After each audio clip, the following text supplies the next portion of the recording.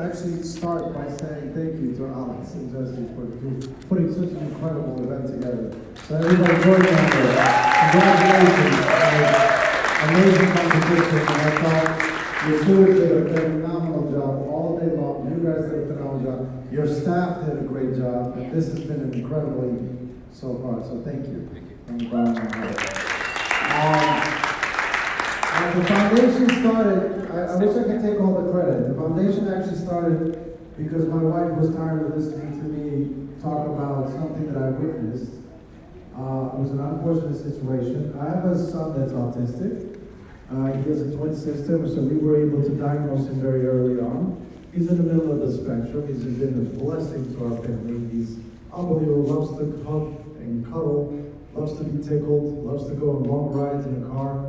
So you better like your car. It's been fun so far. He's 11 years old, actually he's turning 11 in September. But while I've been trying to take him to all the speech therapy and occupational therapy and physical therapy, I'm starting to realize that this is extremely expensive. And I'm starting to realize that, all right, I was lucky enough to be in an industry that has been able to allow me to provide a great life for my family. But how many other families have the same situation where they cannot provide the same services? So I started doing some research and I found out that a lot of the poverty-stricken homes can't deliver these things. I found kids that haven't left their house in 2 years. I found kids that had never seen a physical therapist or a speech therapist. I found families that both parents work and that kid was alone at home, not being provided to. And if anybody has any experience with special needs kids, you know what that means. That means they're sitting in, excuse my expression, dirty diapers and things of that nature. So I just couldn't sleep at night that night. I was like tossing and turning. My wife was, stop complaining, do something about it. So I decided to open up the foundation. Didn't know how it was gonna go. It's all volunteer based. And we are, and I proudly say this, the only foundation in the world that donates all 100% of the proceeds. So 3 years ago, the first thing we did is, I found this in Connecticut, is Bridgeport, Connecticut, which is very poverty-stricken. And the first thing I bought with the first donation that I got is a van. And I convinced this doctor to see these kids. So we actually got a driver that I paid personally that went and picked up these kids and brought them to speech therapy and physical therapy and did all those things. So that I actually personally take interest in where that money goes. I'm working right now currently with Kennedy Center. They have the Autism Project, which I have forced them to sign an agreement that all the money goes to the families, which is actually awesome. Also a gym, a local gym that's opened it up just for special needs kids. Now they have their own special day, but they all go in and get to work out and so on. All of these things that have happened is because of people like yourselves that are donating. That I know it's a fun game between bidding and all that, but all this money is actually changing people's lives. So you're actually making a difference in some of these kids.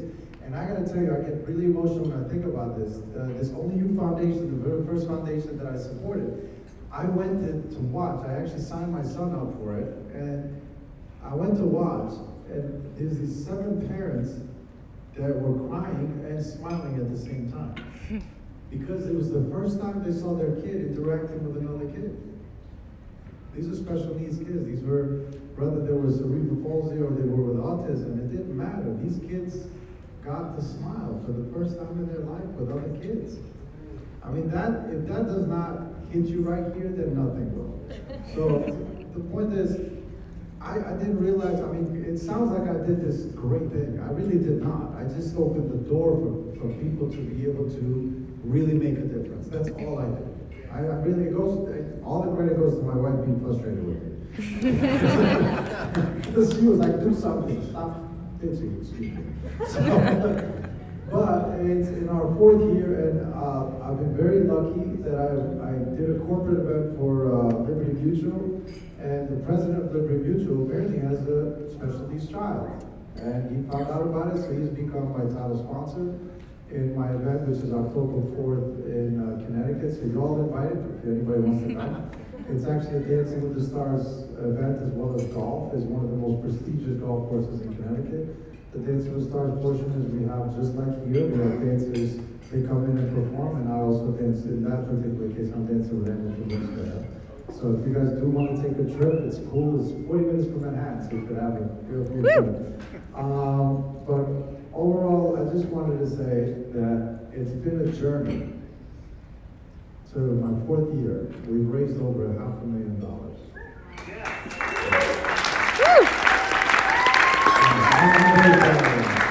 The reason why I'm proud of that is because I have seen where every single penny has gone.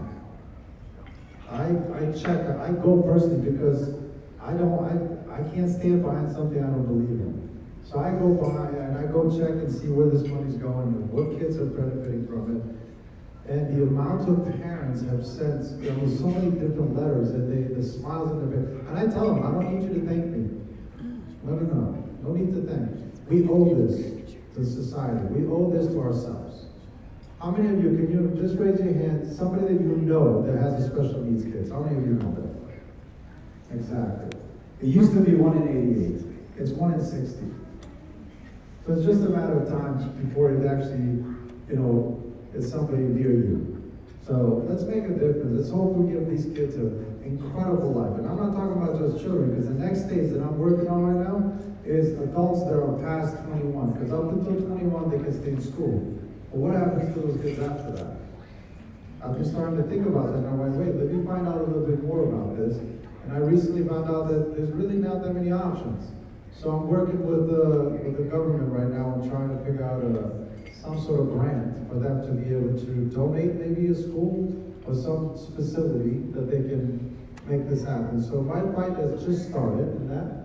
I have no idea where it's going to take me, but with the support of all you guys and everybody that I know that has really generally just given it without a question. And to me it's like, wow. I'm going to keep fighting. I'm going to keep giving these kids the best life they can possibly have, even though they probably already think they're having a great life. I just want to make sure that those parents get a smile on their face as well.